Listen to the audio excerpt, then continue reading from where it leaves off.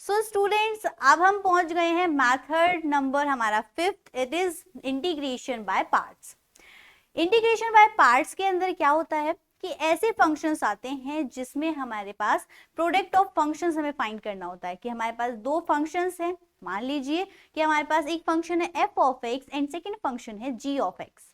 इन दोनों फंक्शंस की मल्टीप्लाई करने पर जो भी आता है रिजल्ट, उसको हम इंटीग्रेट करते हैं। लेकिन हमने ये प्रोसेस पूरा हमने डिफरेंशियल के अंदर पढ़ा था। क्या पढ़ा था आपने हमने पढ़ा था कि अगर हमारे पास एफ ऑफ एक्स और जी ऑफ एक्स दोनों मल्टीप्लीकेशन में है और अगर मुझे उसका डिफरेंशिएट निकालना है, D by D x find करना है, तो मेरे पास प्रोडक्ट रूल था। प्रोडक्ट रूल क्या था? उसके अंदर हम कहते हैं कि ये होगा हमारा first function, it is second function, and first function as it is second function का d by D x ji of x plus लगाते थे। फिर उसके बाद जो हमारा सेकेंड फंक्शन है वो एज इट इज रहेगा जी ऑफ एक्स, और फर्स्ट फंक्शन का डेरिवेटिव फाइंड करते थे। यही करते थे ना हम। यहां पर थोड़ा सा और सिंप्लीफाई करें तो हम कहेंगे F of X G dash of x plus G of x plus F dash of X. ये हमारा प्रोडक्ट रूल था। लेकिन इंटीग्रेशन बाय पार्ट्स के अंदर हम क्या करेंगे? तो सबसे पहले हेडिंग बनाते हैं इंटीग्रेशन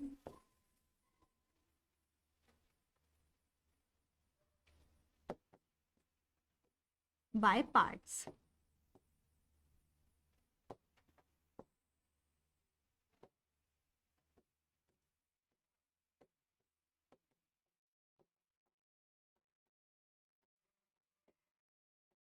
खंडश समाकलन। अब यहाँ पर आपको क्या देखना है कि हमारे पास जो फंक्शन है, मान लेते हैं एफ ऑफ एक्स है एंड सेकेंड फंक्शन है जी ऑफ एक्स। ये दो फंक्शंस की मुझे मल्टीप्लाई करनी है और इसके बाद मुझे उसका इंटीग्रल निकालना है।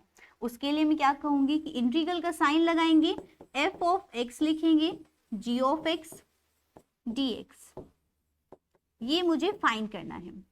इसका मतलब इंटीग्रेशन बाय पार्ट्स हमारा तब यूज होता है जब हम प्रोडक्ट ऑफ फंक्शंस निकालते हैं, चाहे वो आपका फंक्शंस कुछ भी हो। हमने जैसे F of X ji of X लिया है, तो जो भी आपको गिवन फंक्शन होगा वो आप लिखेंगे। यहां पर अगर मुझे ये फाइंड करना है बाय द पार्ट्स, तो एक फॉर्मूला आपका आता है। क्या है वो फॉर्मूला? हम कहते हैं कि मान लेते हैं ये वाला फंक्शन हमारा फर्स्ट है और ये वाला फंक्शन हमारा सेकेंड है। क्लियर? ये फंक्शन फर्स्ट और ये सेकंड है। इसके बाद हम क्या कहेंगे कि इसका फॉर्मूला बन जाता है आपके पास फर्स्ट एज इट इज, जो सेकंड फंक्शन है उसका निकालिए इंटीग्रल। क्लियर? तो फर्स्ट एज इट इज रहा, सेकंड का इंटीग्रल निकाला, माइनस लगाएंगे, होल इंटीग्रल। ठीक है? इसके बाद जो फर्स्ट हमारा फंक्शन था उसका निकालिए differential, D by D x F of x, और जो हमारा सेकेंड फंक्शन था उसका अगेन इंटीग्रल निकलेगा जी ऑफ एक्स का डी एक्स। क्लियर? सबसे पहले क्या किया है हमने? First function as it is, second का integral minus whole integral d by D x F x integral g of x D x. ये वाला जब आपका पार्ट सोल्व हो जाएगा, अगेन आपको इसका होल इंटीग्रल फाइंड करना है। जैसे कि एक एग्जांपल लेते हैं और इसे समझते हैं कि अप्लाई कैसे करते हैं, बिकॉज एग्जांपल से आपको क्लैरिटी आएगी। जैसे हमारे पास एक फंक्शन है x cos x। यहां पर कितने फंक्शंस हैं? दो, एक x और एक cos x। इसमें हमने दो फंक्शंस की प्रोडक्ट की और मुझे इंटीग्रल फाइंड करना है। इसके बाद मैं क्या कहूंगी कि यहां पर मैं लेट करती हूं कि ये फंक्शन हमारा फर्स्ट है एंड ये सेकेंड। क्लियर? अब ये वाला फंक्शन अगर फर्स्ट है तो हमें फर्स्ट फंक्शन कैसे रखना है? As it is x। Integral लगाएंगे cos x dx minus whole integral. इसके बाद हमारा फर्स्ट फंक्शन का क्या निकलेगा? डेरिवेटिव, तो d by D x x into integral again cos x dx, और ये जो पूरी वैल्यू होगी उसका फिर से होगा, तो यहां पर भी आपको dx with respect to dx। अब हम कहते हैं कि x एज इट इज रहेगा, cos x का क्या होता है, sin x होता है, माइनस लगाएंगे।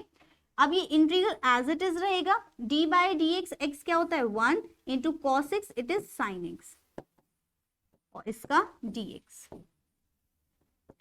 x साइन एक्स वाली टर्म्स सेम रहेंगी, बट यहां पर हमें sine X into 1 sine X, और साइन एक्स का अगेन करेंगे तो माइनस के cos X, it is plus cos X plus capital C, constant value. Clear? तो हमने यहाँ पर x cos x dx की वैल्यू क्या निकाली, x sin x plus cos x plus C। अब हम कहते हैं कि हमें कैसे पता चलेगा कि ये फंक्शन फर्स्ट ही है और ये फंक्शन सेकंड है। आप कहोगे कि हमारे पास जो डिफरेंशिएट करते थे वहां पर तो कोई भी फंक्शन हम मान लेते हैं कि ये फर्स्ट फंक्शन है, ये सेकंड फंक्शन है, लेकिन यहाँ पर आप नहीं मान सकते। आप कहेंगे यहाँ पर ये जो पैटर्न था कि कोई सा भी फंक्शन फर्स्ट मान लीजिए एंड सेकंड मान लीजिए, अगर आप इस पे चलते हैं तो आपकी बहुत चांसेस बन जाते हैं क्वेश्चन के गलत होने के। इन केसेस में हम क्या करते हैं, फर्स्ट जो भी हमारा फंक्शन होगा वो प्रॉपर फर्स्ट होना चाहिए, मतलब कि हमें पता होना चाहिए कि यही फर्स्ट होगा और यही सेकंड होगा। अगर आप कहेंगे कि कोई सा भी फर्स्ट ले लीजिए, कोई सा भी सेकंड ले लीजिए, ऐसा नहीं होगा। इंटीग्रेशन के मेथड में यही चेंज है डिफरेंशियल से, कि हमारे पास फर्स्ट फंक्शन और सेकंड फंक्शन इस केस में फिक्स होते हैं। अब हमें पता कैसे चलेगा कि फिक्स होते हैं? सबसे पहले हम बात करते हैं कि अगर हम चेंज कर दें, बिकॉज प्रैक्टिकली भी देख लेते हैं कि अगर हम इनके पैटर्न्स को, फंक्शंस के पैटर्न को चेंज कर दें, इसे फर्स्ट और इसे सेकंड मान लें, तो क्या होगा। यहाँ पर देखते हैं, चेक करते हैं कि अगर मेरे पास integral x cos x dx के अंदर ये वाला फर्स्ट है और ये वाला सेकंड है, इस केस में तो फर्स्ट एज इट इज रहेगा cos x, इंटीग्रल होगा x dx का, माइनस लगाएंगे, होल इंटीग्रल लगाएंगे, आपका जो फर्स्ट फंक्शन है उसका क्या होगा, डिफरेंशिएट, तो d by D X cos x into फिर से इंटीग्रल होगा dx और आपका ये होल dx। क्लियर? अब हम कहेंगे cos x, x का क्या होता है, x square by 2, by the formula x की power n, it is x n plus 1 by n plus 1, minus लगाएंगे, whole integral as it is cos x का माइनस के sin x एंड इसका again x square by 2, और इसका आपकी value dx। अब आप क्या कहेंगे, यहां से value I cos x into x square by 2, integral plus के sin x into x square by 2 dx। अब आप यहाँ पे क्या ऑब्जर्व कर रहे हैं कि हमारे पास ये वाली टर्म तो ठीक है, बट यहाँ वाली जो टर्म है वो sin x और एक्स स्क्वायर बाय 2 है। इट मीन्स कि हमारे पास दो फंक्शंस फिर से हैं, एक तो sin x और एक एक्स स्क्वायर। अगर ये दो फंक्शंस फिर से हैं तो हमें दोबारा ये फॉर्मूला यूज करना पड़ेगा, और जब तक ये सॉल्व नहीं होता हम इसी फॉर्मूले को लगाते जाएंगे। इसका मतलब ये बहुत कॉम्प्लिकेट हो गया, 1 बाय 1 स्टेप्स में हम इसी फॉर्मूले के पैटर्न्स पे चलते रहेंगे। तो यहाँ पर हमने क्या देखा कि पैटर्न जैसे ही हम फंक्शंस के चेंज करते हैं हमारे पास क्वेश्चन हो जाता है कॉम्प्लिकेट, और इस कॉम्प्लिकेट क्वेश्चंस को हमें बनाना नहीं है, नेग्लेक्ट करना है, इसलिए हम यहाँ पर फॉलो करेंगे एक प्रॉपर हमारा पैटर्न। प्रॉपर पैटर्न कैसे पता चलेगा, तो प्रॉपर पैटर्न का भी बहुत अच्छा तरीका है, आपको सिर्फ याद रखना है eyelet.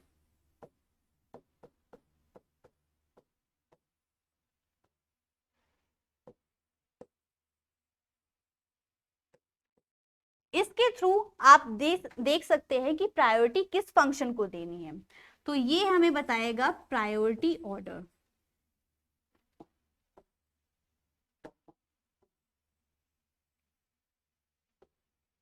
First function and second function का। क्लियर? तो हमारे पास ये जो प्रायोरिटी ऑर्डर मिला है इसका मतलब क्या है, I से L से A से T और E से, ये क्या वर्ड्स है। जैसे जैसे हम इनके वर्ड्स को कंप्लीट करेंगे आपको सब समझ में आएगा कि हमारे पास फर्स्ट फंक्शन हमें किसे मानना है। तो सबसे पहले आता है I। आई का मतलब है inverse trigonometry function.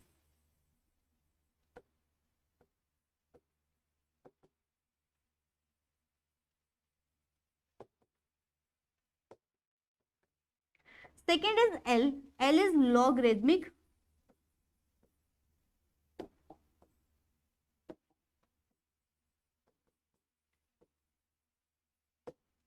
Logarithmic function. A से एल्जेब्रिक फंक्शन, टी से ट्रिग्नोमेट्री फंक्शन,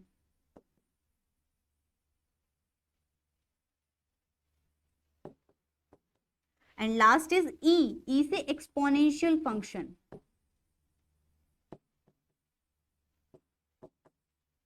यहां पर आपको हिंदी में क्या कहते हैं सबको, इनवर्स ट्रिग्नोमेट्री फंक्शन को आप बोलते हैं प्रतिलोम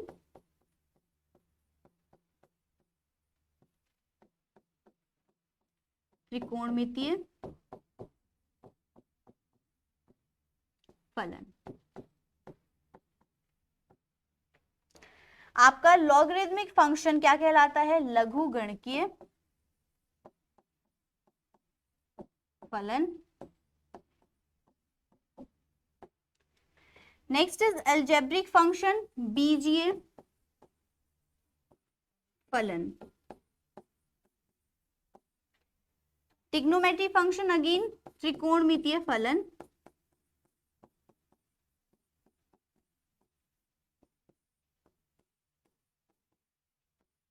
and next is exponential function, it is चरघातांकी।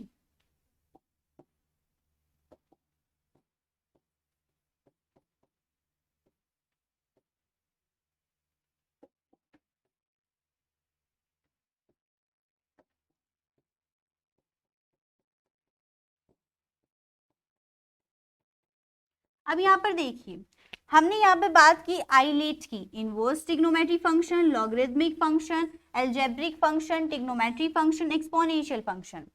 सबसे पहले हमारा अगर इनवर्स ट्रिग्नोमेट्री फंक्शन हमें किसी के भी अंदर दिखता है तो हम उसे मानेंगे फर्स्ट, लेकिन ये नहीं दिखेगा तो क्या करेंगे, हमें अगर दिखता है लॉगरिदमिक तो हम लॉगरिदमिक को फर्स्ट मान लेंगे, अगर हमारे पास एल्जेब्रिक दिखता है तो एल्जेब्रिक को फर्स्ट मानेंगे, अगर आपको लॉगरिदमिक एल्जेब्रिक दोनों मिलते हैं तो आप क्या कहेंगे, इसे फर्स्ट और इसे सेकंड।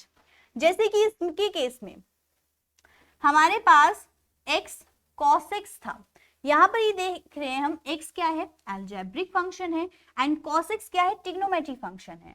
तो हमने यहाँ पर क्या किया, फर्स्ट माना एल्जेब्रिक फंक्शन और सेकंड माना ट्रिग्नोमेट्री फंक्शन, और उसके अकॉर्डिंग हमारा एग्जैक्ट हमारा आंसर आया। ठीक है, तो ये बात समझ में आ गई कि हमारे पास कौन सा फर्स्ट फंक्शन होगा और कौन सा सेकंड। आइलेट याद रखिए, सब कुछ याद रहेगा। आइलेट में inverse trigonometry function first number पे आएंगे, after it logarithmic, algebraic, trigonometry, exponential functions. Clear, तो ये प्रॉब्लम सॉल्व हो गई। अब हम कहते हैं कुछ आपको बातें ध्यान रखनी है। हमने भी फॉर्मूला पढ़ा था कि हमारे पास जब दोबारा हमें सेकेंड फंक्शन का डिफरेंशियल करना होता है, ये वाले टर्म्स, जैसे हमने x dx का किया यहां पर भी और यहां पर भी, तो हमने यहाँ पे कांस्टेंट वैल्यू नहीं जोड़ी। तो ये बात आपको ध्यान रखनी है कि हमारे पास जब भी फंक्शन के अंदर आप यहां पर देखते हैं फर्स्ट, फिर integral g of x dx minus integral लगाते हैं, फिर कहेंगे d by D x F X या f of x integral g of x dx and whole bracket dx। अब यहाँ पर ये वाली टर्म्स की मैं डिस्कस कर रही हूं कि अगर यहाँ पर इंटीग्रल g ऑफ x है, क्लियर, तो यहाँ पर आपको कांस्टेंट c नहीं जोड़ना, ये आपको ध्यान रखनी है बात कि इस वाले केस में हमें कांस्टेंट c रिपीट नहीं करना।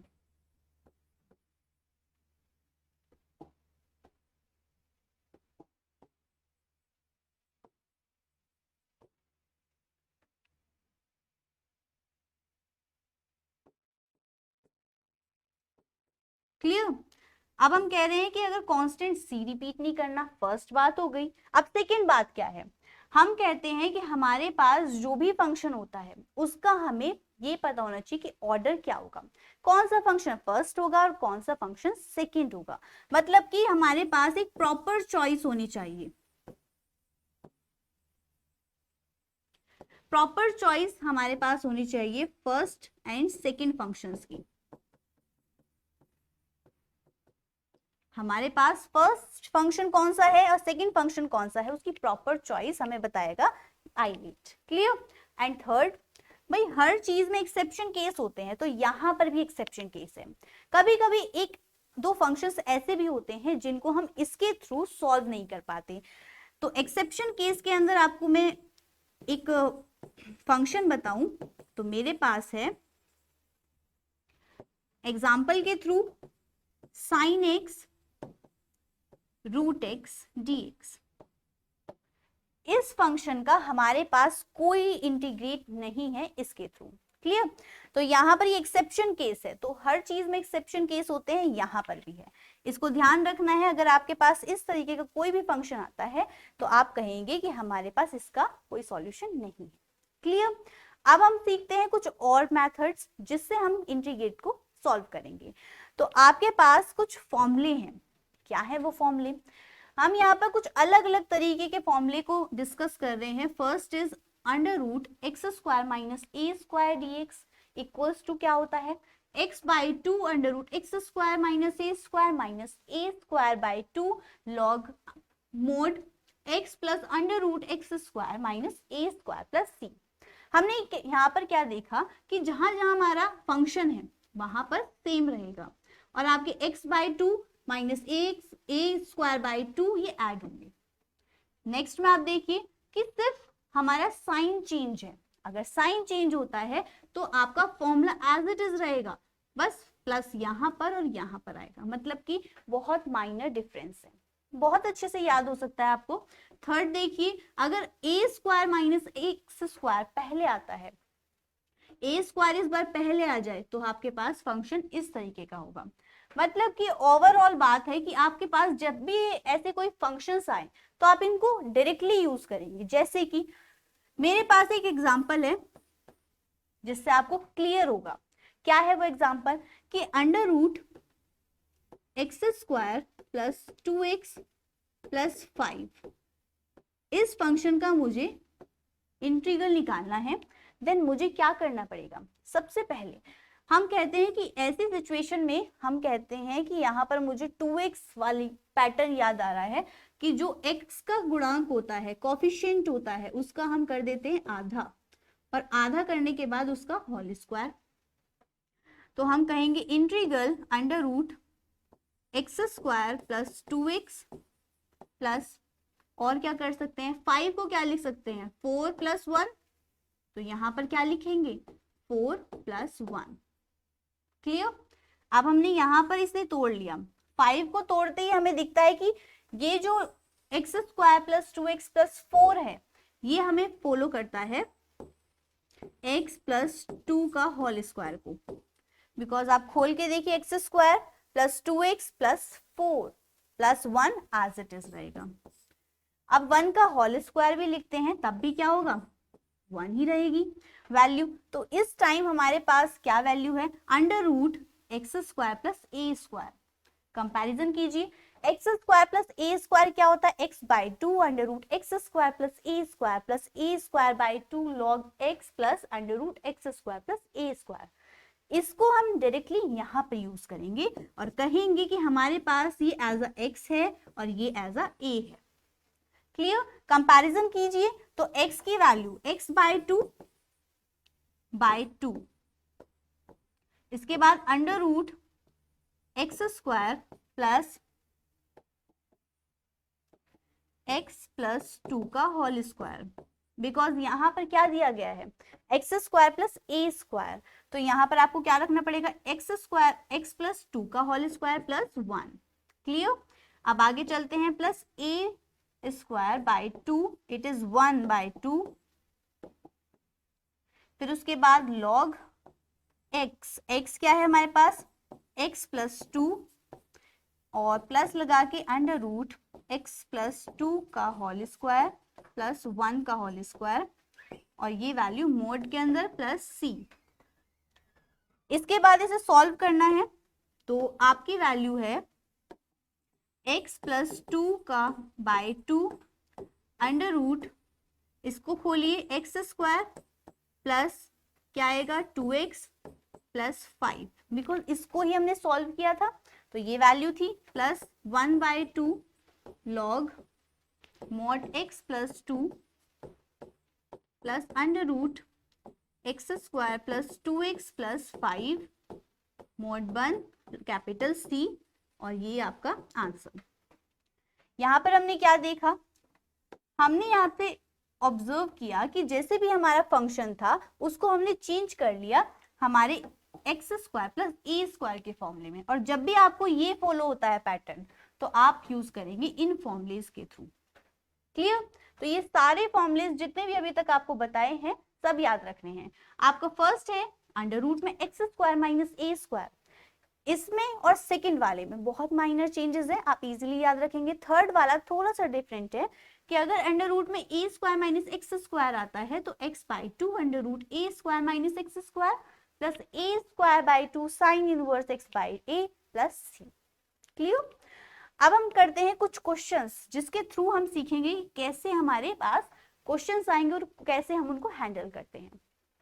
तो आपको फंक्शन क्या दिया गया है, integral x tan square x dx। इसमें देखते हैं कि हमारे पास दो फंक्शन है, एक x और एक tan स्क्वायर x। इसका मतलब हमारे पास tan स्क्वायर x की कोई इंटीग्रल नहीं है, तो हम यूज करेंगे आइडेंटिटी का। क्या होती है tan square x, sec square x minus 1 और dx एज इट इज रहेगा। ये आपने पढ़ा था ट्रिग्नोमेट्री के अंदर कि अगर tan स्क्वायर x आता है तो वो इक्वल होता है sec स्क्वायर x माइनस 1 के। अब यहां पर हम कहेंगे ये x sec स्क्वायर x से मल्टीप्लाई करेगा तो वैल्यू देगा x sec square x, again x multiply करेगा 1 से तो माइनस की x dx। सबसे पहले बात करते हैं इस फंक्शन की। अभी हमने पढ़ा था कि बाय पार्ट्स हम इसको तोड़ सकते हैं। कैसे?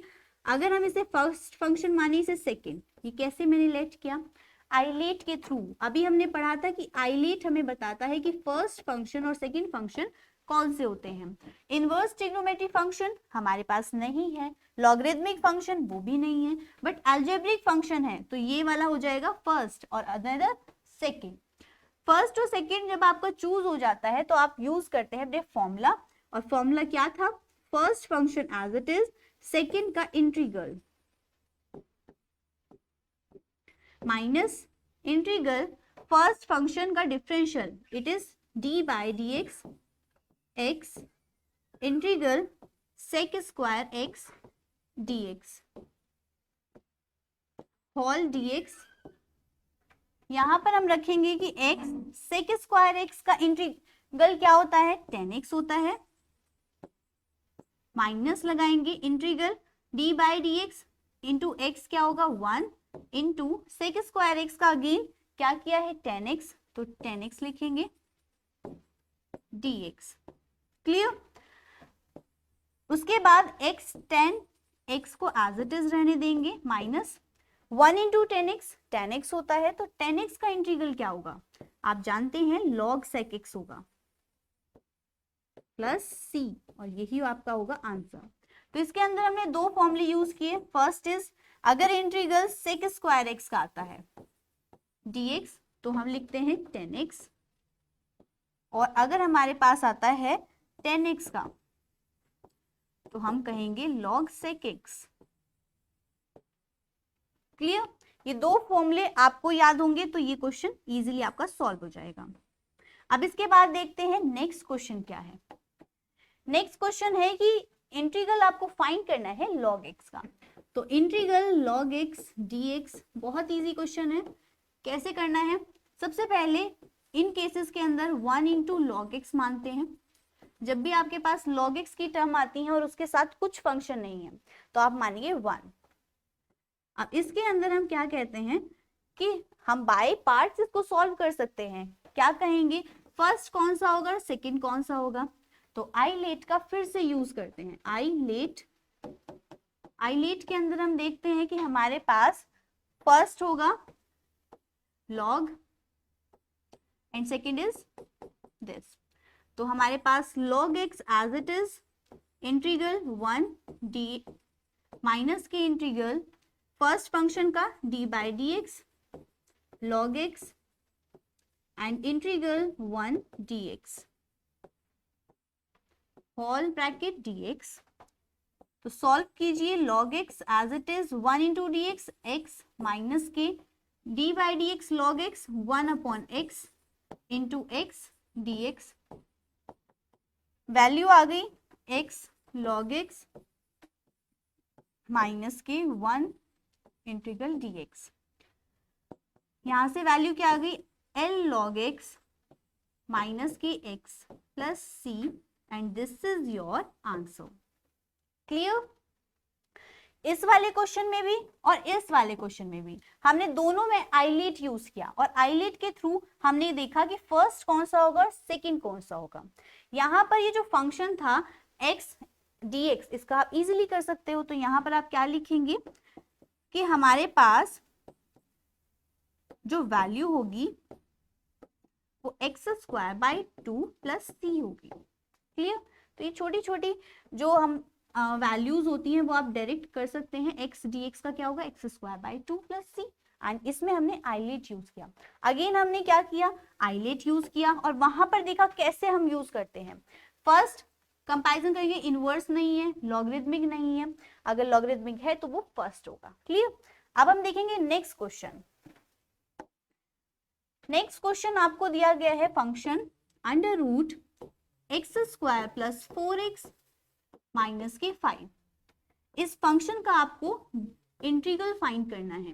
तो सबसे पहले क्या करेंगे, इस फंक्शन की हम कंपैरिजन करें तो under root a x square plus b x plus c हमें देता है कि फॉर्म में हमें मिल रही है। तो हम कहेंगे इसको हम थोड़ा सा स्प्लिट करें, एक्स स्क्वायर प्लस 4x। इसमें क्या करेंगे, जो x का कॉफिशिएंट है, x का कॉफिशिएंट क्या है 4, इसका करेंगे हाफ, तो वैल्यू आ गई 2। 2 का क्या करेंगे स्क्वायर। इस पैटर्न को फॉलो कीजिए तो ऑलवेज आंसर ठीक आएगा आपका। अब यहाँ पर वैल्यू क्या आ गई 4, इट इज प्लस 4 माइनस के 5।